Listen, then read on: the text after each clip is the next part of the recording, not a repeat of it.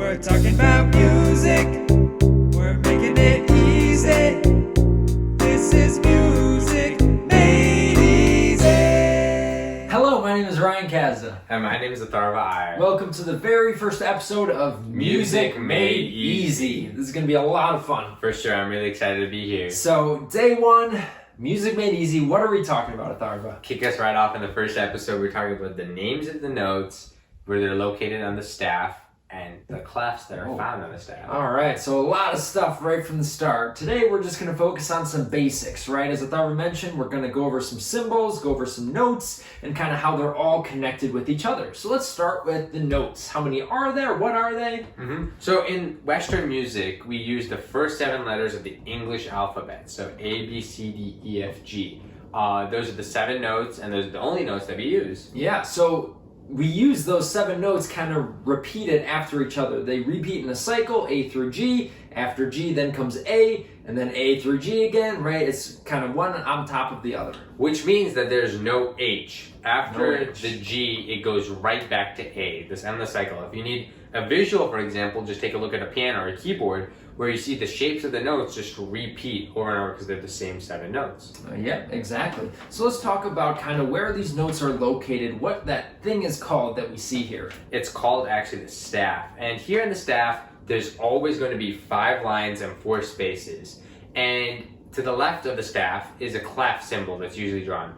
To start off with, we're going to start off with the treble clef. So it's that weird, funky symbol that you see there. Yeah, so for the treble clef, it's pretty cool. It kind of deals with the higher instruments, the higher voices. So on a piano, that would consist of your right hand, the right side of the keyboard, all the higher pitches. And maybe in an orchestra or band, that would be the trumpets, the violins, the flutes, clarinets, and so on.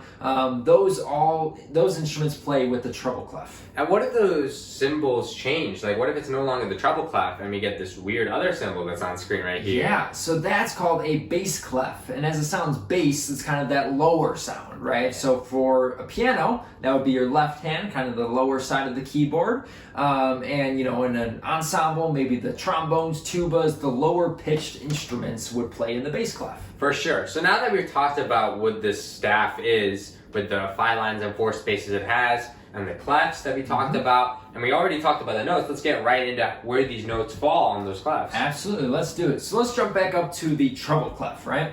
So we have the spaces and the lines, and we're going to kind of go over all the different combinations. So we have treble clef spaces. What are the notes? So it's actually spelled F-A-C-E, so it spells face. Easy to remember, space rhymes with face. Space, right? They go together. Exactly. Right. So the 4 spaces from bottom to top. It's very important that you start on the bottom and not the top. So bottom is F, then the next one's A, the next one is C, and then going up is E for the last one. Very nice. All right. Yeah. So let's kind of go into treble clef lines now. Treble clef lines. Again, bottom to top, we have E, G, B, D, and then F. Well, that's so complicated to remember. How are you going to do that? It really is, but lucky for you, we have a bunch of cool acronyms. My favorite is every good burger deserves fries. So you can see if you take the first letter of each word, we have E, G, B, D, F going up. There you go. And then mine is Elvis's Guitar Broke Down Friday, and that's the one I used to, again, E, G, B, D, F from bottom to top. Yep, exactly. So now let's go to bass clef. Go over those combinations. Let's start with the spaces for bass clef. So for this one, the acronym goes all cars eat gas. So since all cars eat gas, A-C-E-G from, again, bottom to top, those are the spaces for the bass clef. Yeah, and same concept applies with this acronym, all cows eat grass, just a different way of thinking about it. We have A-C-E-G, bottom to top. And then moving on to the bass clef lines, we have good burritos don't fall apart. So G-B-D-F-A. Sure.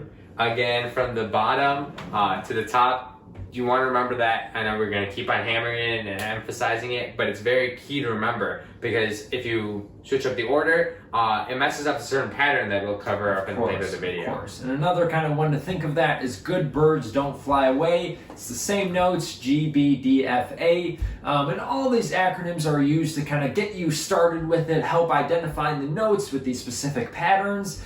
Eventually, you won't need to think about these. You'll just kind of have them in here through repetition. You'll have all of them memorized. Don't worry. So that means we're done, right? There's just 9 notes, right? I guess so. Yeah. Well, Not quite. Not quite, guys. Not quite. Sorry. Now, There's something called ledger lines. ledger lines, So right? it's important to understand that the space in between and on the outside of these stabs is infinite. So, and when I say infinite, I mean up until the range of your instrument. So, for instance, for the piano, there's 88 keys. So there's 88 possible notes you can fit from the bottom to the top of the grand staff, which is the bass clef and the treble clef combined. So with that said, we need to kind of expand outward in both directions to create these ledger lines.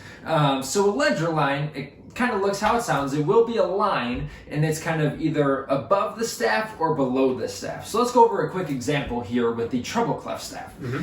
So we have this note on screen here, and our goal is to identify this note. So we see it's a ledger line, it's above the staff, it has the line kind of through that note. And since it's a line, what's the acronym for treble clef lines, Atharva? Elvis's Guitar Broke Down Friday. That's the one that I use. Exactly, good. So that means that top line would be F, and so that's a line. Next we'd go F, after F is G in the alphabet. After G is then A, right? No H, we start back over at A. So this note we see here is A.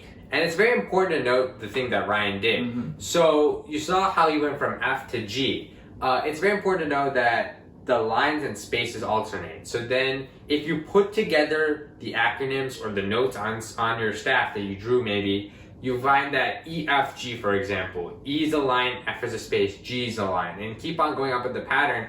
After every consecutive letter, like each name, as the name changes, there's the change in line and space. So this is very important to know with the ledger lines. So after the F, there's a space, which is G, and then from the space G, it went to the line A. Yeah, you'll always kind of repeat that pattern. It will always be space, line, right? You'll never have two lines in a row, never two spaces in a row. There is always that kind of separation, one after the other. Now that we kind of covered up the final topic for this video, we kind of want to recap. So we started off the video by talking about what the notes are and how many there were. So there's 7 notes, A through G in the Western musical world, and that's the English alphabet those first 7 letters are from. And they go in a cycle. There is no H, as we talked about. So it's A, B, C, D, E, F, G, and then it repeats again, A, B, C, D, E, F, G. We also talked about the different clefs, the treble clef that looks like this, and the bass clef that looks like this, and kind of how the treble is for the higher instruments, the bass clef is for the lower instruments. And then we went through acronyms. Sorry to cut you off there. Go ahead. We went through the acronyms there of the treble clef line, treble clef space, bass clef line, bass clef space that we all have here on screen. And then we finished up the topics with ledger lines, kind of this endless infinite space that the clefs have.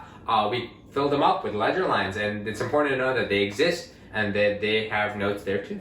Exactly. So that about wraps it up for this very first episode. We're very excited. We hope you enjoyed. We hope you learned a lot. Thank you so much, and we hope you stay tuned. Thank you guys so much for watching. Like and subscribe and comment. For sure. Yeah. We'd love to hear you. All right. See you later. Bye, guys. We're talking about music. We're making it easy. This is music.